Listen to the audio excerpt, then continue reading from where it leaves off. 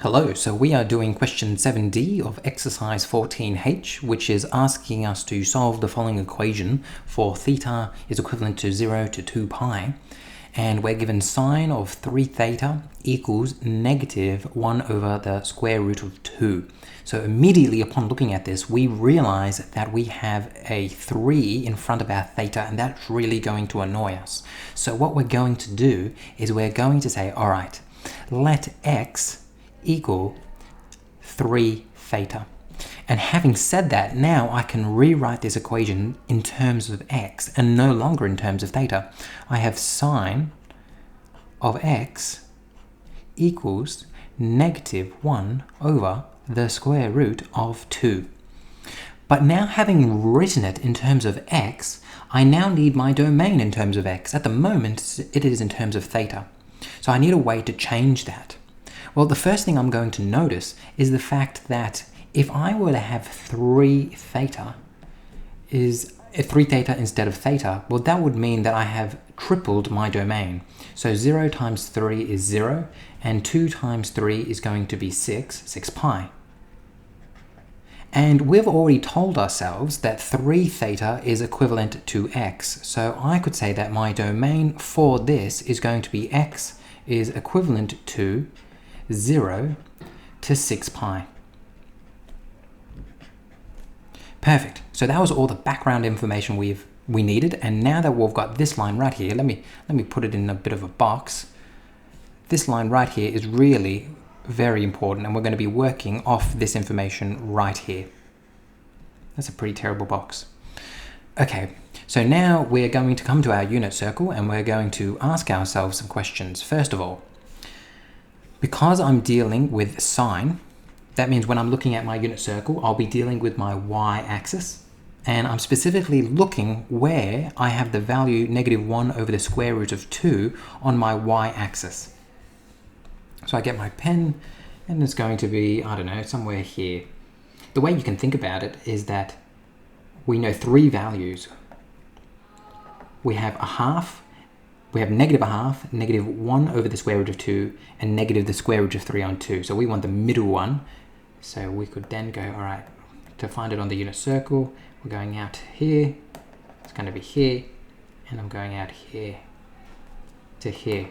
So this value right here is negative 1 over the square root of 2, and then I should put in both of my coordinates at this point, and this is actually the nicest way to put in coordinates. This number right here is the easiest, I should say, out of all the way to put in coordinates, because they're simply going to be the same. So in terms of this, I'm going to get 1 over the square root of 2, and then negative 1 over the square root of 2. And then on this side, they're both going to be negative 1 over the square root of 2, negative 1 over the square root of 2. If you're having difficulty with this part, it might just mean that you need to spend some more time memorizing the unit circle. So now that I've written down my coordinates, I can get rid of this. And now I'm going to put in a line to help me see what my angle will be. So I've got a line from here to here, and then another line from here to here. Perfect. Now what will my angle be? What will my angle be? Let me get a green. From here to here. That's one solution that I'm going to need. And the other solution that I'm going to need is from here to here. Okay, but let's deal with the first one first. Whenever I've got these values, I know that my denominator is going to be 4. And when I'm in my third quadrant, I know that my numerator is going to be 1 more than my denominator, so it's going to be 5 pi. That's how I remember it in my head. So it's going to be 5 pi on 4. So I could come over here now and start writing down some solutions. So I'm going to have 5 pi on 4 as my first solution. My next solution will be from here around, all the way to here. And again, it's always good to just memorize what these are going to be. So I know this one, when I'm in my fourth quadrant, it's going to be 7 pi on 4. I just remember that. 7 pi on 4. 7 pi on 4 will be my next one. Now, the question is, do we stop there? We've got 2 solutions, maybe that's it. But we've only gone 2 pi around my unit circle. One full rotation of my unit circle is 2 pi. If we look at our domain, it's telling me that I need to go around 6 pi. So that means I need to go around 3 times around my unit circle, because once around is 2 pi, twice around is 4 pi, 3 times around is 6 pi. So that means, if I could get my rubber, I'm now going to have to do this. Let me do this in another color. Let me do this in orange.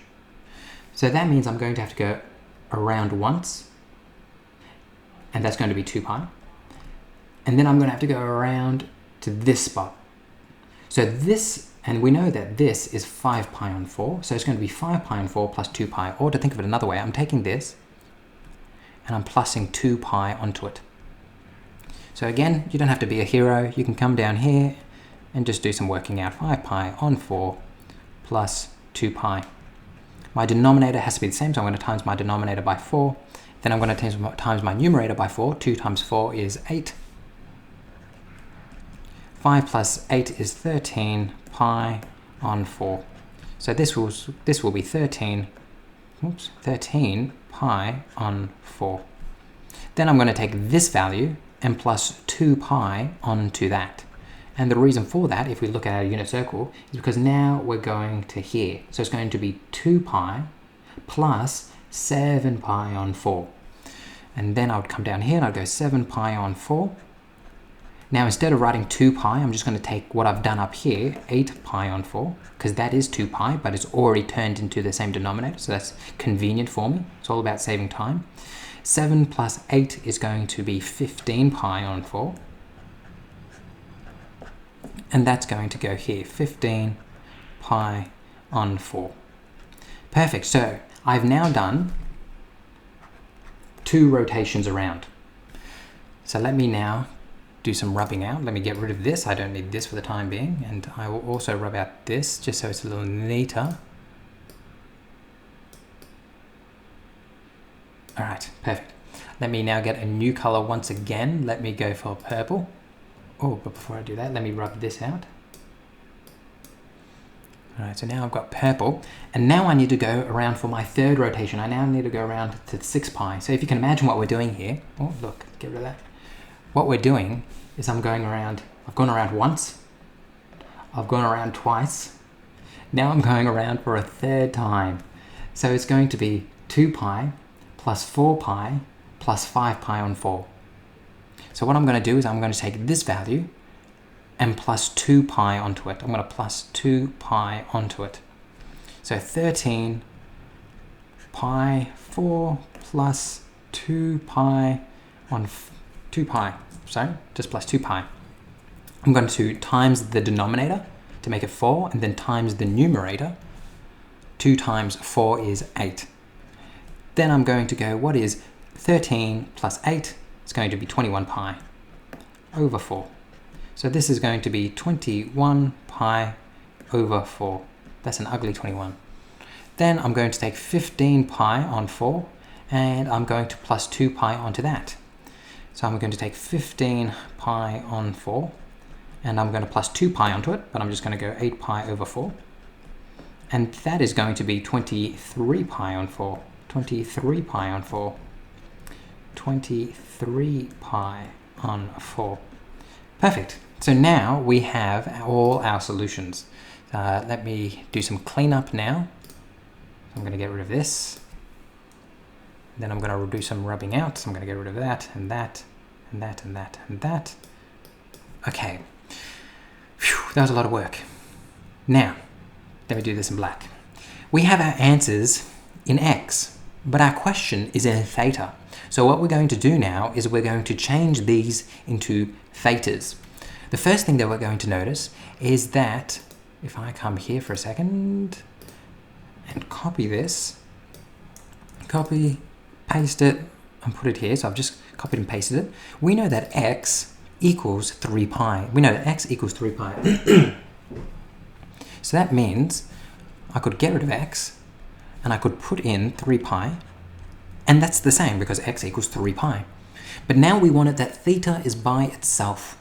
So the way we're going to do that is we're going to times it by 1/3. And that means we're going to have to times all our values here by 1/3. 1/3, 1/3, 1/3, 1/3, 1/3. Now that we've done that, we're going to end up with theta equals, because those cancelled out, so we're just left with theta. Then I'm going to get 3 times 4, which will be 5 pi on 12. Then I'm going to get 7 pi on 12. Then I'm going to get 13 pi on 12. Then I'm going to get 15 pi on 12. Then I'm going to get 21 pi on 12. Then I'm going to get 23 pi on 12.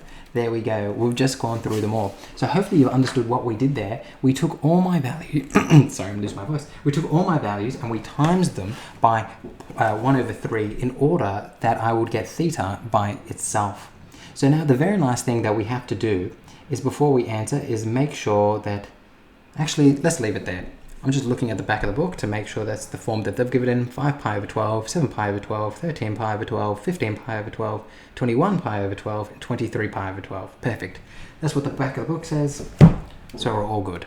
So I'm just going to put a box around my final answer, just so we all know that's the final answer. Hopefully this has been helpful to you.